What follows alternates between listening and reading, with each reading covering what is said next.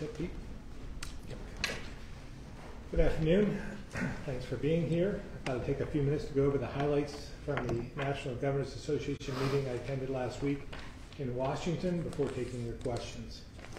First, the NGA always offers an opportunity for governors of both parties to come together and discuss shared priorities. Members of Congress might want to take a look at how governors are able to put that partisanship aside and focus on areas we agree, because I believe there's more common ground than some would think. We had a good meeting at the White House with the President, Vice President, members of the Cabinet, where we discussed infrastructure, the implementation of IIJA, and the IRA. We also got to know the President's team a bit better. We also talked about some of the layers of federal permitting that can create problems in working on these projects. The permitting process is much more onerous here than in other Western countries, which often makes projects more expensive and slower to get done. Governors of both parties emphasized to the President the need to streamline some of these processes so states can take full advantage of these resources faster and more cost effectively. Later, I attended a meeting of President Biden's Council of Governors, which I was appointed to last year. We met with senior officials from the Department of Defense to talk about National Guard issues, cybersecurity, and more. I also raised the need for us to focus on shoring up domestic supply chains. During the pandemic, it became very, very clear to me that we as a country are far too dependent on foreign nations for supplies. And it's important for national security that we make sure we're capable of producing critical supplies right here at home. I also sat down with New England governors where we focused on power sources in the Northeast and the price of energy and how we can continue to work together. Now, this may be a bit of a blast of the past from the past for some of you, but we had a lengthy discussion about TDI, the fully permitted 1,000 megawatt transmission line that would come through Vermont and then connect southern New England to clean energy from Quebec. As you might remember, we heavily promoted this in my first term and would have used the revenue for Lake Champlain cleanup, but unfortunately, Massachusetts decided to go in a different direction, so the line was never built. But now, with significant problems with other routes considered in New Hampshire and Maine, the New England governors are very interested in the opportunity TDI provides to us. And it now has legs again, which would be good news for Vermont and the entire region. Lastly, I was appointed by the NGA chair, Governor Murphy of New Jersey, to co-chair a task force with Governor Lamont on public health and disaster response. We co-hosted a panel with federal regulators and cybersecurity experts about protecting our grid from foreign threats, as well as making sure the grid is prepared to handle a carbon-free world as we further our reliance on electricity. Last week, a report was issued on the number of attacks on our electric grid here in the U.S., and we learned we had 169 incidents in 2022 alone, which was the most in a decade. In 2021, it was 96, and 88 in 2020. So as you can see, the numbers are growing. And as eye-opening as this data might be, it doesn't include the climate-related weather events we've had, which are also increasing in severity and frequency. Because of the devastation these incidents can have on life, property, and our economies, it's imperative we're prepared to respond to any large-scale disruptions. And as we continue to electrify, it's so important we get this right, because dependence on electricity will only grow. So I look forward to working with Governor Lamont and others on how we can work together as a region to prepare for the future of energy.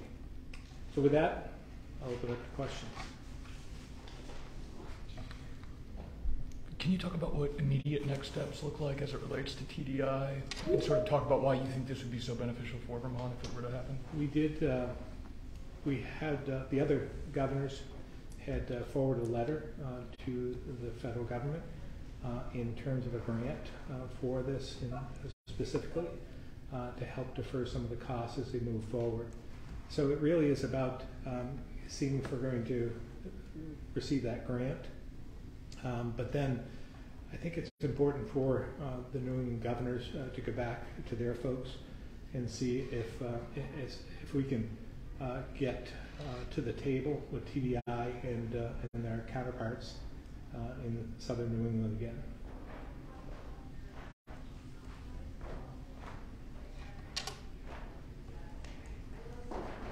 Governor, have you gotten a chance yet to review Senate Bill 4? It's a pretty wide-spanning gun piece of legislation that I believe is going to be hitting the Senate floor early next week, probably. Yeah, I wasn't aware that it got out of committee. It's not out of committee yet. Oh, okay.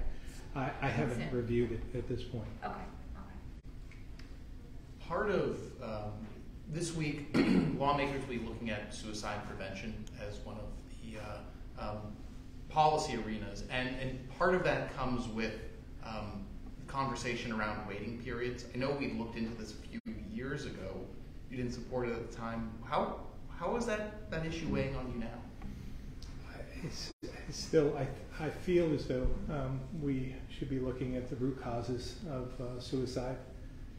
I'm not sure that the gun waiting period, from my perspective, is the right approach. But I know we're all focused on this. I also know the Governor Murphy, the NGA chair this year, has made children in suicide and mental health issues in particular one of his initiatives. So we talked quite a bit about that at one of the events I was at. And so we're going to be working on that throughout the year.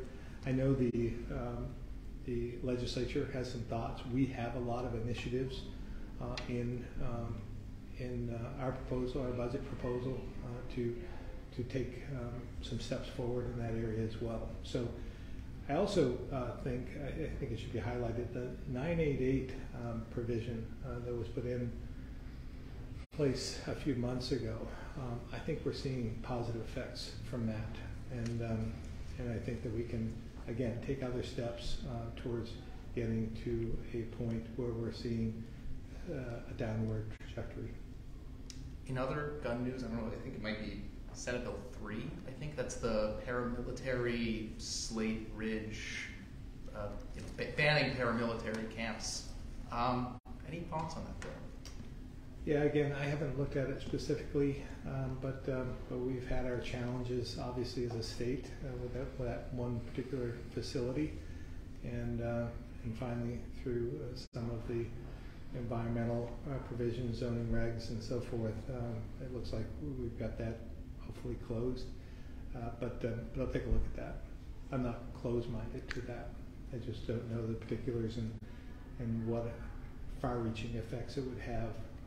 I don't know if there are any other facilities in Vermont, to be honest with you, and whether whether it would encompass any other training type facilities or not. If it's specific to a certain segment, I just don't know.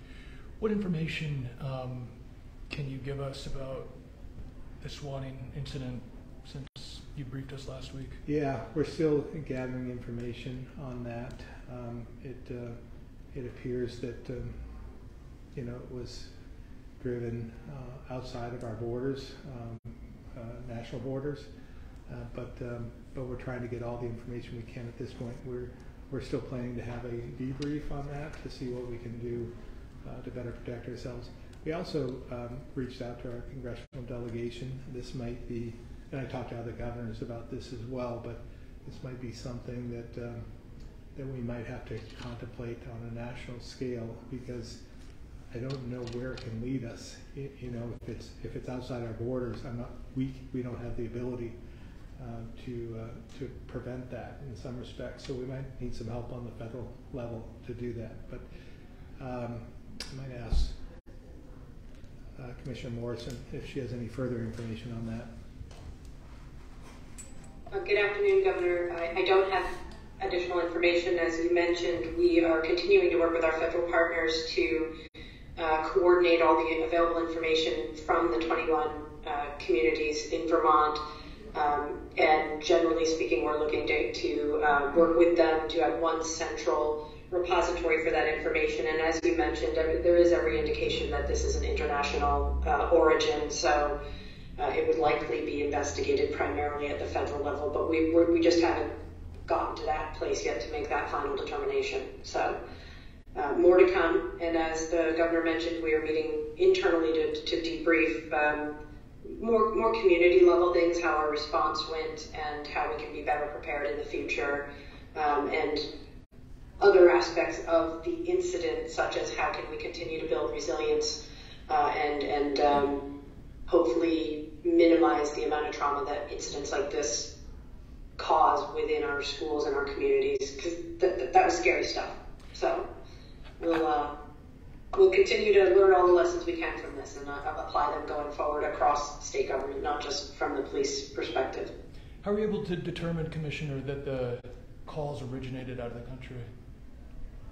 I don't happen to have that information at my fingertips, but that is the briefing that I have received and the governor as well. So I don't happen to know the how we know that, but if that's of importance, I can try and get you a statement on that. Is that information from state investigators or federal investigators? My understanding is that it's the opinion of both. And do you have any specificity on where outside the country this originated? Not to a degree that I'd be comfortable saying. I think that there are some theories and speculation, but nothing that I would go on record saying. And do you know if it's, is there a sense of whether this is part of a organized syndicate of some kind, or a rogue actor, or? That I don't know. We're hardly the only state that's been dealing with this. And until we can better prevent this, and I don't know if that's even possible at this point. I mean, is this something that the state should be budgeting for, maybe in school budgets or law enforcement, of responding to these? Well, again, I think we've proven, I think the steps that were taken last Wednesday, I think we did pretty well in our response, but there's always ways to be better, and that's something that will come out during the debrief, and we'll put those into practice if needed. We'll take whatever steps we need to make sure our kids are safe. So if it's more resources, we'll take a look at that. If it's just the practice, we'll change our approach, but anything we can do to perfect that. Commissioner, anything you want to add to that? No, sir. You nailed it. Tim McQuiston, Vermont Business Magazine. I see you're on. Oh, thanks, Jason. I didn't have any questions for the governor today, believe it or not, Governor, so you're a little bit off the hook. But congratulations on the Governors Association meeting. Yeah, it was a good meeting.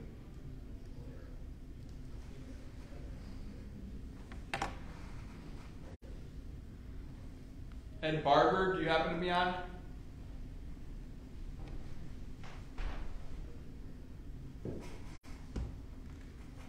That was it for remote RSVP, so any other in the room? The House passed a bill seeking to prevent perpetrators of domestic violence from filing abusive litigation against their ex-partners. Have you reviewed this bill? It's over in the Senate now, but it's passed the House. I'm sure our general counsel has been taking a look at this, and as well as public safety, but I'm not aware of this one. Okay. But we'll take a look. Well, thank you all very much. Thank you. Appreciate it.